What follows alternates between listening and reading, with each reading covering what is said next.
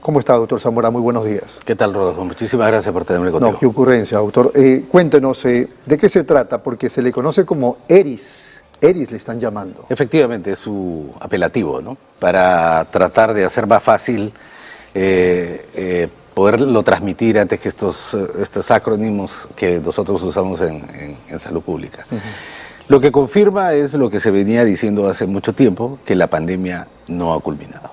Ha culminado la parte, digamos, la Organización Mundial de la Salud dio por declarada el fin de la emergencia, sí, pero no el fin de la pandemia. Y ERIS viene a demostrar que efectivamente este fenómeno, la pandemia, es un fenómeno en constante evolución. Lo confirma... Sáquenos de la ignorancia, porque eso ha sido de verdad motivo de duda. O sea, seguimos en pandemia. Seguimos en pandemia. Seguimos en pandemia oficialmente según la OMS. Efectivamente. Lo que la OMS declaró era el fin del estado de emergencia, debido a que la pandemia entraba a una situación endémica. Es decir, que cada cierto tiempo vamos a tener brotes. Claro, pero yo decía, por ser endémica, ¿no es que ya dejó de ser pandemia? No, de hecho, por la presencia de ERIS rápidamente en 51 países, nuevamente confirma que estamos en pandemia, ¿no? El pan significa en todo lugar, en todo momento, en un mismo instante. En este caso está en 51 países, como dice la OMS, pero no significa que nosotros no esté en circulación en un mundo globalizado como el nuestro, que no esté en circulación en el Perú, está en Argentina, está en Estados Unidos. Nosotros tenemos un altísimo tráfico, ¿no?, de visitantes, turistas, gente que hace negocios, viaja por distintas razones y seguramente está presente en Perú. Usted asume que ya está circulando en el Perú, pero todavía no se le identifica. Debemos asumir que ya está en el Perú. El hecho de que no lo identifiquemos es las propias falencias de nuestro sistema. Por ejemplo, en Estados Unidos o en el Reino Unido, antes de que se presentaran ya casos elevados en la población, ya ellos tienen un sistema de detección del virus en los drenajes, en los desagües, ¿no? Porque el virus se elimina a través de las excretas. ¿Qué es lo que no tenemos nosotros? Nosotros lamentablemente no lo tenemos o no tenemos la capacidad para que ese sistema nos alerte de manera temprana. Nosotros siempre actuamos de manera tardía. Esperamos que nuestros pacientes lleguen a los servicios de salud, les tomemos una muestra y finalmente se confirme la presencia del virus. Pero vamos a la... Este virus, y usted si no me corrige, dicen por lo que he escuchado y también leído en estas horas, que es muy contagioso, presumiblemente, pero que no es mortal. ¿Es así? Efectivamente. Esta variante es de la misma subvariante Omicron, ¿no? Y Omicron tiene una característica que es altamente contagioso. Viaja rapidísimo entre los seres humanos. Felizmente encuentra una población que tiene altos niveles de vacunación, ¿no? Y que es el caso peruano para la primera, segunda y hasta la tercera dosis. Lamentablemente no podemos decir lo mismo para la cuarta y quinta dosis, ¿no? En la quinta dosis, que es la bivalente, que tiene Omicron dentro de su composición, no pasamos del 16%. O sea, eso significa 1.5 millones de personas que están protegidos realmente, totalmente contra todas las formas de este virus, ¿no? La proyección creo que decía que debían ser 4, ¿no?, millones. Bueno, yo hubiese esperado un poco más, sin embargo estamos muy lejos de lo deseable. Tenemos una población altamente protegida de primera y segunda y tercera dosis, eventualmente con regiones muy rezagadas. Pero que no abarcaban Omicron. Que no abarcaba Omicron, pero que tiene la primera, segunda y tercera dosis un efecto, digamos, de protección, débil, pero de protección al fin, especialmente para la posibilidad de morir. Felizmente, esta variante no genera tal nivel de gravedad en los pacientes, pero sí hospitalización. En Estados Unidos hay un aumento dramático de la hospitalización. ¿Incluso UCI? No, de la hospitalización, porque las personas, especialmente las personas adultas mayores que tienen alguna enfermedad subyacente, hipertensión, diabetes, enfermedades raras, huérfanas, cáncer, cuando son golpeadas por esta enfermedad se debilitan aún más y requieren un cuidado preventivo hospitalario. cosa que no tenemos en nuestro sistema de salud, como tú lo sabes, ¿no? Nuestra capacidad hospitalaria es muy, muy limitada, y no solo UCI, sino la hospitalización en general. Entonces debemos cuidarnos de eso. Cuando tengamos la presencia de este virus, eventualmente tenemos que regresar a las medidas de protección, de autoprotección. Por ejemplo, lavado de manos, el uso de la mascarilla, especialmente en lugares altamente, digamos, de alta concentración de gente. No necesariamente hacerlo obligatorio, sino que hay un rol que tiene que jugar el ciudadano. Ya sabemos cómo protegernos y hay que utilizar todos los mecanismos que estén a nuestro alcance.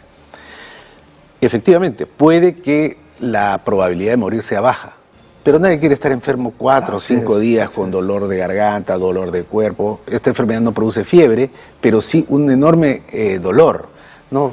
Ronquera, dolor, y eso afecta a la economía, porque las personas pierden sus ingresos esos días cuando van a poder ir a trabajar, o las empresas tienen alto ausentismo. Entonces hay que ver otros ángulos de este problema, ¿no? ¿Y cómo estamos en el tema de la vacunación, de la bivalente? O sea, ¿qué es lo que falta? Lo que nos falta es saber por qué las personas no quieren vacunarse. Asumimos que es porque no saben, son ignorantes, ¿no? No entienden el valor que tienen. Asumimos que son por la influencia de su religión. Asumimos que es por la influencia de las redes sociales, el Facebook, el TikTok, que nos está mandando información falsa. Pero digamos, con esos conceptos, sin prueba, nuestras estrategias van a seguir fallando. Tenemos que ir a los distintos grupos poblacionales, a las distintas edades, hombres, mujeres, y distintos territorios, y preguntarles: ¿por qué no te has vacunado? ¿Es un problema de horario? ¿Es un problema de que no crees en la vacuna? ¿Le temes a la vacuna? ¿Qué es lo que está pasando? Eso no se está haciendo. No se tiene información clara y precisa de por qué en Puno nos hemos quedado al 25%. ¿Por qué en la población adulta joven hay altísima reticencia a la vacunación? No lo sabemos. Son puras especulaciones. Y el Ministerio de Salud tiene la obligación de hacer estudios que se llaman de conocimientos, actitudes y prácticas, que son investigaciones de las ciencias de la comunicación, fundamentalmente, para saber qué piensan nuestros clientes. ¿Por qué no están viniendo a vacunarse? ¿Asume usted que el ministro de Salud e incluso la presidenta de la República tienen que salir a dar sus mensajes de sensibilidad para que la gente se vaya a vacunar? Digo, en este contexto es un poquito complicado porque la presidenta no es bien vista, ha perdido credibilidad el gobierno.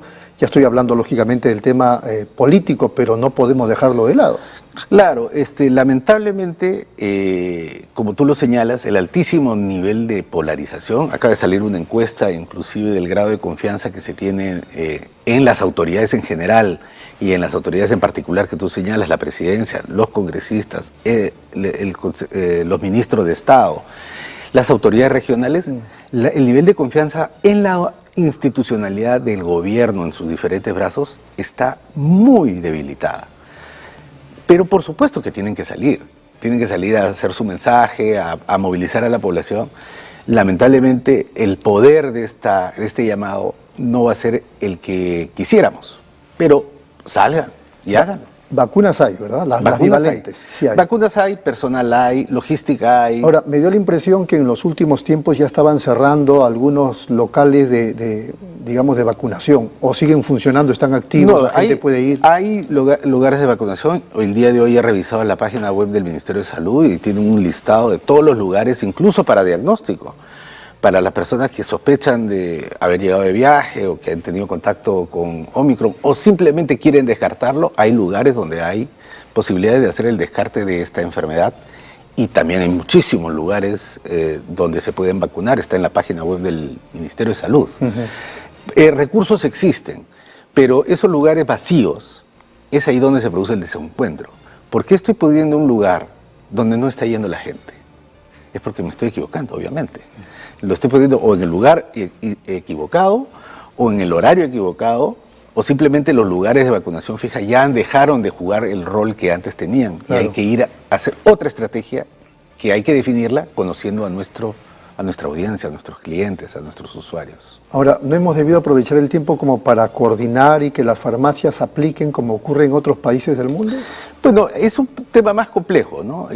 Ahí hay un poco de resistencia por parte de los grupos profesionales. Durante la pandemia, por ejemplo, en el Reino Unido se utilizó vacunado. El Reino Unido fue uno de los países que más rápidamente vacunó a su población, incluso Israel también.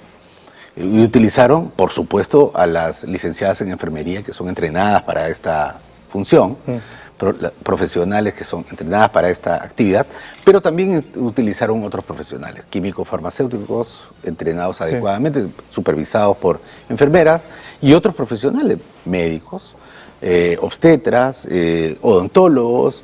Incluso en el Reino Unido llegaron a utilizar hasta veterinarios para poder... Bueno, y eso dio resultados. Dio resultados, claro, efectivamente. Eso no se puede hacer en el Perú porque la situación es un poquito más compleja. Es un poco más compleja porque las corporaciones de profesionales tienen que ponerse de acuerdo, ¿no? Y eso es algo que tiene que ejercer el liderazgo, el Ministerio de Salud, en el caso que fuere necesario. Pero en este caso no es un problema de oferta, no es un problema de entregar la vacuna. Sino de que la gente... sepamos por qué las personas no están yendo a vacunar, ¿no? Todas estas personas que están circulando en este momento, y preguntarles uno a uno, ¿te has vacunado? No, ¿por qué? Y luego hacemos nuestras estadísticas, como las personas, hombres, mujeres, jóvenes, adultos, prefieren así, prefieren asá, prefieren en la noche, en la tarde, en el día, están teniendo temor de este mensaje o de este otro, o el mensaje equivocado, acalado, de que esta vacuna produce X o Y enfermedad. Eso hay que atacar. Mensajes generales, vacúnate, ya no está teniendo la eficacia esperada. ¿Ya debiéramos estar por la segunda bivalente o...? No. En este caso tenemos lo que se llama la quinta dosis bivalente. La quinta es la bivalente. Correcto. No estamos en la sexta. No, en la quinta. ¿No? Muy bien, vamos un ratito a la pausa, doctor Zamora, y regresamos para luego hablar de Mila, la criatura de 11 años víctima de violación por parte de su padrastro desde que tenía 6. Regresamos.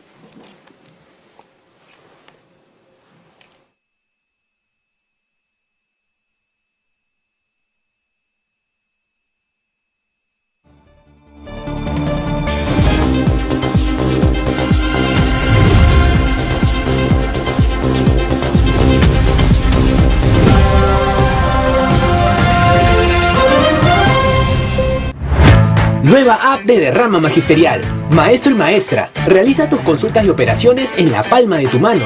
Con el nuevo app Derrama Magisterial podrás realizar tus operaciones en todo momento y desde cualquier lugar. Solicita un crédito, consulta el estado de tu cuenta individual, accede al estado de tus créditos, actualiza tus datos, accede al servicio de asesoría legal gratuita. Ubica nuestras oficinas a nivel nacional. Descárgalo hoy mismo en tu Play Store. Derrama Magisterial, seguridad social para el maestro. ¿Buscas lo mejor para tu hogar? En Plaza Hogar podrás elegir, diseñar y plasmar todas tus ideas.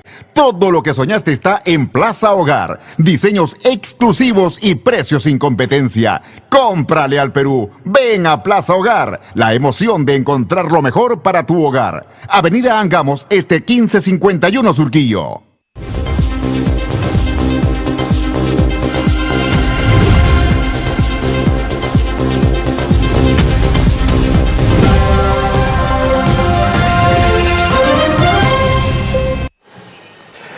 Muy bien, seguimos aquí en Nativa Nos Conecta, esto es Pulso Informativo, estamos conversando con el exministro de Salud, el doctor Víctor Zamora. ¿Qué le parece el tratamiento que el país, el gobierno, le ha dado al tema de esta criatura Mila y su embarazo por violación? Bueno, es un tema espinoso, ciertamente, porque ni tú, ni yo, ni ninguno de los que nos está viendo opta por está a favor de un aborto, ¿verdad? ¿No? Nosotros deberíamos optar por que estos eventos no se produzcan. Y todas las condiciones han dado como resultado a Mila, pero no solamente a Mila, sino cientos, sino miles de niñas que viven en una situación como ella. Lamentablemente, en su caso en particular, los ojos de todo el país en un momento determinado estuvieron puestos en ella y seguramente va a tener un impacto adicional la sobreexposición de su caso al drama que ella ya vivió de su situación de abandono social y familiar, y sobre ello la violación por parte de su padrastro y eventualmente de otro personaje, dicen, ¿no? ¿no? Entonces, obviamente nos cuestiona como sociedad, ¿no?, que tengamos niñas como Mila, pero que no son únicos ni aislados. Y ojalá fuera solamente eso, que ya es gravísimo. Hay mujeres desaparecidas, trata de blancas, la prostitución. Aquí en Lince, desde las 6 de la tarde, ya chicas incluso, no sé si venezolanas o peruanas, pero ya están dando la vuelta, prostituyéndose y con los cafichos, disculpando la expresión, seguramente a su lado, y nadie dice nada. Y están en la vía pública, uno pasa por ahí. Eso es otro de los aspectos que nos cuestiona el caso y no de Mila. necesariamente mayores de edad. Efectivamente. Esto es la normalización de eventos que no son normales, que deberían ser producto de nuestro profundo rechazo. Y esto parece no haber penetrado en toda la sociedad. Mila es una niña que ha sido violentada no solamente por su padrastro y otros personajes alrededor de ella, sino por la violencia institucional. Es una niña, por ejemplo, que no sabe leer ni escribir y tiene 11 años de edad. O sea, está en estado de abandono por parte del sistema educativo, de la protección de su familia, además del sistema de salud, que además la revictimiza al hacerla pasar por un penoso proceso en el cual finalmente tiene que llegar a Lima Metropolitana, ¿no?, en una instancia superior como el Instituto Materno Perinatal, para que finalmente pueda ejercer el derecho que la ley le asiste. Acá no se está haciendo nada ilegal,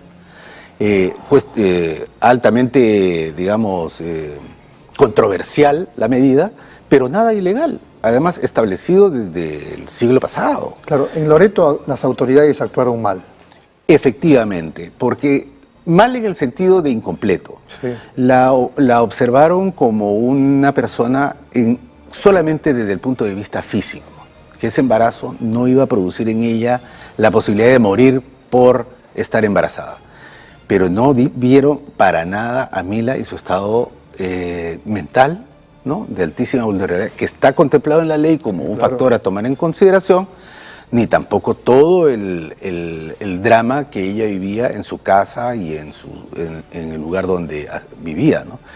Mila, como otras miles de niñas que pasan por esta situación de manera incluso clandestina, tiene que ver la forma porque dudo yo que el Estado pueda responder adecuadamente, de reiniciar su vida y sanar sus heridas, y espero que lo logre, ¿no?, a pesar de lo difícil que va a ser para ella. Va a ser bien complicado, claro, este Estado no está preparado para situaciones como esta. No está preparado y seguramente no va a estar preparado por mucho tiempo por el altísimo nivel de conservadurismo que existe, ¿no? Hemos visto las reacciones en parte del Congreso, la Comisión Episcopal, ¿no? Brevemente, ¿qué tendría que hacerse con una niña como Mila en ese contexto? ¿Qué tendría que hacer el Estado? Bueno, la primera lección que nos da es entrenar al personal de la salud, que parece no estar adecuadamente alerta de que están haciendo algo legal, de cuáles son los procedimientos que deben establecerse,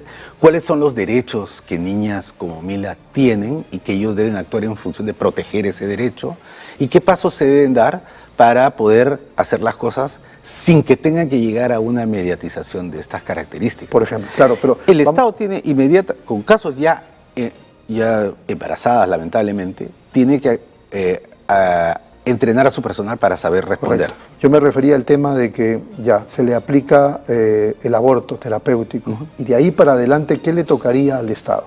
Bueno, no hablemos del Estado peruano, que ya sabemos que no funciona, pero en cualquier, digamos, Estado donde se aprecie el Estado de Derecho, ¿qué le correspondería a una criatura como ella con el aborto terapéutico? Mínimamente está el Ministerio de la Mujer y Poblaciones Vulnerables, que debe asistirla en toda su necesidad de protección social, ¿no? Y el Ministerio de Salud acompañarla especialmente para el tema de la recuperación o restañamiento del daño que se le ha hecho en la salud mental. mínimamente. Y es de largo plazo ese trabajo. Yo le agregaría a eso la necesidad de que esta niña tenga que ser reacomodada en otro espacio social, porque a Loreto no puede regresar por la alta exposición que ella y su familia ha tenido. Entonces, 3 pasos que probablemente no solucionen el problema, pero sí alivien en algo lo que ella ha sufrido. Muy bien, 2 últimos temas. ¿Tiene usted alguna impresión sobre el nuevo ministro de Salud? ¿Qué nota le pondría a su gestión? Bueno, ¿O prefiere no abordar ese tema? No, hemos tenido una expectación en relación con su gestión, porque durante estos casi 2 meses que se encuentra al frente de la cartera ha realizado cerca de 80 cambios al interior de la estructura del Ministerio de Salud. Los cambios se evalúan en función de los resultados, no en función de las personas, ¿no? No se trata de Juan o María, Pepe o... ¿Y cómo ha hecho el ministro? En este momento ya tenemos ciertas preocupaciones. Por ejemplo, el retraso que se produjo con el tema del Guillain-Barré. 35 días desde que se declaró la alerta sanitaria para el Guillain-Barré. Ha pasado 35 días desde la declaración de la emergencia hasta que se aprueba los fondos necesarios para comprar los medicamentos para el Guillain-Barré. Se perdió tiempo. Bueno, eso es gestión, ¿no es cierto? Y en el intermedio ha habido 3 directores de la unidad que se encarga de las compras. Esta unidad tiene que ahora recién comprar los productos que serán necesarios hace 35 días. En segundo lugar, el día de ayer revisaba el portal del Ministerio de Economía y Finanzas. El Ministerio de Salud, en el Centro Nacional de Recursos Estratégicos, tiene disponible, se le aprobó 460 millones de soles para comprar medicamentos. Medicamentos de todo tipo. Ha ejecutado 20%. ¿A qué cree que se deba? Bueno, si se han hecho los cambios para acelerar el proceso de ejecución presupuestaria, obviamente esos resultados no se están viendo en los números. Entonces, no es una persona, no son las personas, son los resultados. Es 15 de agosto y tenemos 80% de la plata destinada a medicamentos en el Ministerio de Salud sin ejecutar. Muy bien, vamos al tema del doctor Víctor Zamora. ¿Cómo está judicialmente o en el tema del ámbito de las investigaciones fiscales el caso del ministro? Bueno, no tengo en este momento ninguna sentencia. La mayor parte, casi el 90% de las acusaciones que se me han realizado han sido archivadas o rechazadas. Tengo algunas investigaciones en el Congreso que son las de nunca acabar, porque se siguen repitiendo. El caso, por ejemplo, de las pruebas rápidas. Sí, ese fue bien mentado. La comisión llegó a la conclusión de que yo no había participado, no me pudieron acusar de colusión, cuál era su intención primigenia, y finalmente se abordó a que yo había cometido delito de omisión. El delito de omisión ya prescribió, si es que hubo delito, porque yo rechazo que eso haya sucedido, y a pesar de que fue investigado, ya hay una conclusión por parte de esta comisión del Congreso, otros congresistas ingresan nuevamente acusaciones por exactamente lo mismo. Pero en este momento yo puedo decirle a la población que estoy totalmente limpio de todo proceso. Eso a nivel del Congreso, pero a nivel de la Fiscalía. De la Fiscalía igual. Yo tengo 2 procesos que fueron abiertos, los 2 por las pruebas rápidas, en el primer caso como testigo, y eso fue archivado, y el segundo caso como investigado, que todavía lo declaraba un proceso complejo, por lo tanto eso tiene un curso largo, en el cual estoy seguro voy a salir bien librado, porque yo no estuve en el momento en que el gobierno tomó la decisión de la compra de las pruebas rápidas. ¿Quién estuvo en esa época? La ex ministra Nostroza. En su gestión se decidió la compra de las pruebas rápidas. Que sí está procesada, me parece, por lo menos a nivel de la Fiscalía. Y de la Comisión del Congreso, que en su caso sí la acusa por el delito de colusión. En mi caso no, porque yo en ese tiempo yo no era ministro de Salud. Yo llego cuando esa decisión ya había sido tomada. Por omisión creo que también. En mi caso por omisión, porque según los congresistas yo debí detener el uso de las pruebas rápidas, cosa que yo cuestiono porque no teníamos otra alternativa, ya que no teníamos pruebas moleculares. Muy bien, doctor Zamora, ha sido muy amable, muchas gracias por atendernos. Muchas gracias a ti. Ha sido el exministro de Salud, Víctor Zamora. Nos vamos a la pausa y luego vamos a hablar de los fonavistas, porque ya está en estudios Lucho Luzuriaga. Regresamos.